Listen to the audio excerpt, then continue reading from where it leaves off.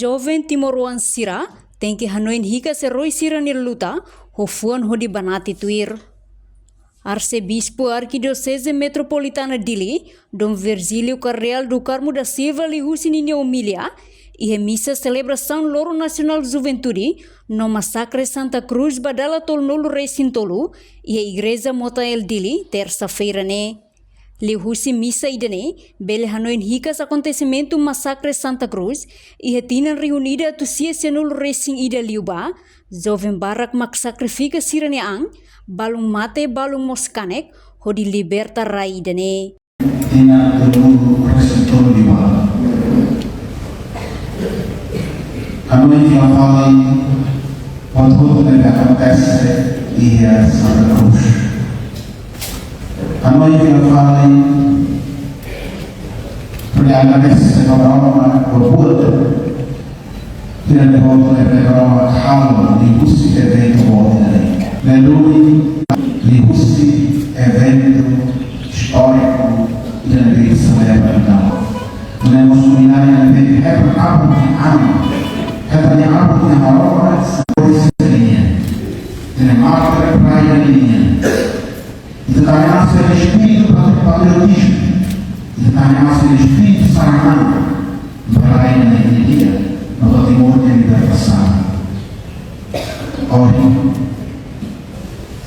Timor ainda pegará na libertação, no Timor ainda pegará na independência. Movimento ainda precisa espírito. Nós saímos de tomar saímos de fumar. Hari Mahamui, hari Marifat. Pois Allah precisa espírito sacrifício da minha. Pois saída de pecador e da raia, pois pura paz, serviço paz.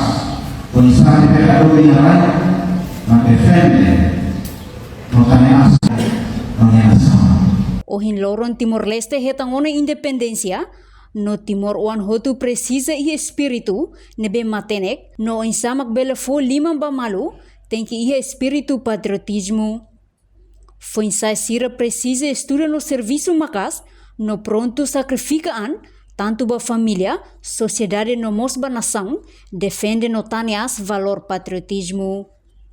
Portanto, missa ba comemoração Loro Nacional Juventude no Massacre Santa Cruz, tinane, hahuya tuku hitu dadersang, mai betuku nendet serani sira inclui líder nasional Sira Balung, Hanesan Lereanan Timur, Tenente General Falu Ratelaik, membro FFDTLI, membro nono governo, membro Parlamento Nacional, segundo comandante geral PNTLI, inclui família Matebian 12 de novembro nian, na kono ona igreja, onde participa e missa refere. Reportagem Fifanya de Carvalho, Senhorinha Pereira, Televisão Timor Post. Janela informação ba emohoto. Atua tem informação atual dia kliu.